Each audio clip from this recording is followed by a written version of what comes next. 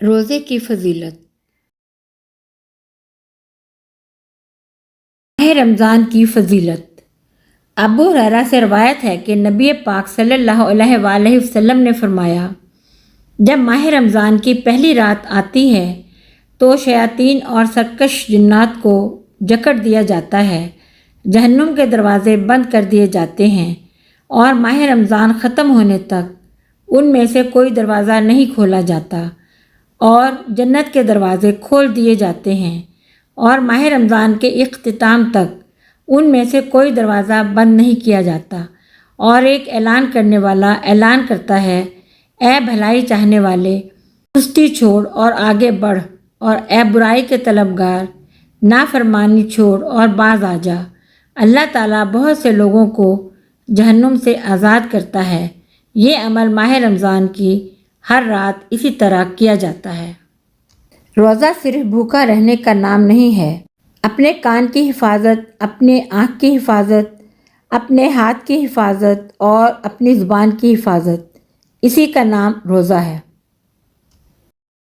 ہمارے پیارے نبی صلی اللہ علیہ وآلہ وسلم نے ارشاد فرمایا، اس ذات کی قسم جس کے ہاتھ میں میری جان ہے، روزے دار کے منہ کی بو اللہ کے نزدیک کستوری کی خوشبو سے بھی زیادہ پسندیدہ اور پاکیزہ ہے۔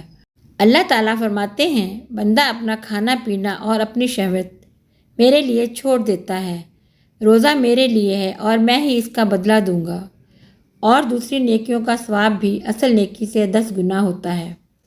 ابو سعید خدری رحمۃ اللہ علیہ سے روایت ہے کہ انہوں نے فرمایا کہ میں نے رسول اللہ صلی اللہ علیہ وآلہ وسلم کو ارشاد فرماتے ہوئے سنا، جس آدمی نے ایک دن اللہ تعالیٰ کے راستے میں روزہ رکھا، اللہ تعالیٰ دوزخ کی آگ کو اس کے منہ سے 70 سال کی مسافت تک دور کر دے گا۔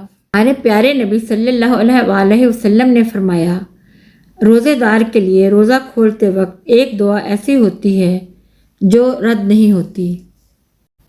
سحری کی فضیلت۔ ہمارے پیارے نبی نے فرمایا، سحری کرنا سراپا برکت ہے، اسے نہ چھوڑو، اگرچہ پانی کے ایک گھونٹ کے ذریعے ہی ہو، اللہ اور اس کے فرشتے سحری کھانے والوں پر رحم کرتے ہیں۔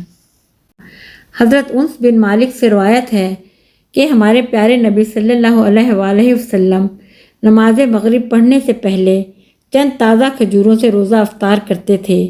اگر تازہ کھجوریں نہ ملتی تو خشک کھجوروں سے افطار کر لیتے، اور اگر خشک کھجوریں بھی نہ مل پاتی تو چند گھونٹ پانی نوش فرما لیتے۔ ہمارے پیارے نبی صلی اللہ علیہ وآلہ وسلم نے فرمایا، جس شخص نے کھانا کھایا پھر کہا، تمام تعریفیں اللہ کے لیے ہیں جس نے مجھے کھانا کھلایا اور مجھے عطا کیا بغیر میری کسی قوت و طاقت کے، تو اس کے اگلے پچھلے سارے گناہ صغیرہ معاف کر دیے جاتے ہیں۔ جنت کیسی ہے؟ ہمارے پیارے نبی صلی اللہ علیہ وآلہ وسلم نے فرمایا، جنت کی عمارت کی ایک اینٹ چاندی کی ہے اور ایک اینٹ سونے کی ہے، اور اس کا گارا خالص مشک ہے، اور اس کی کنکریاں موتی اور یاقوت ہیں، اور اس کی مٹی زعفران ہے۔ سب سے اچھا انسان۔ ہمارے پیارے نبی صلی اللہ علیہ وآلہ وسلم نے فرمایا، تم لوگوں میں سب سے اچھا انسان وہ ہے جو دوسروں کا حق پوری طرح ادا کرے۔ نبی کریم صلی اللہ علیہ وآلہ وسلم کی قربانیاں۔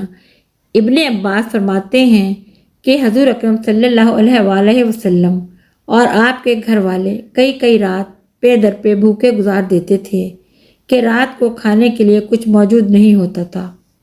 ہمارے پیارے نبی نے فرمایا، جو شخص روزے کی حالت میں جھوٹی بات کرنا اور فریب کرنا اور جہالت کی باتوں کو نہ چھوڑے تو اللہ کو اس کی کوئی ضرورت نہیں کہ وہ اپنا کھانا پینا چھوڑے۔ رسول اللہ صلی اللہ علیہ وآلہ وسلم نے فرمایا، اگر بندوں کو معلوم ہوتا کہ رمضان کیا ہے تو میری امت تمنا کرتی کہ کاش پورا سال رمضان ہی ہو۔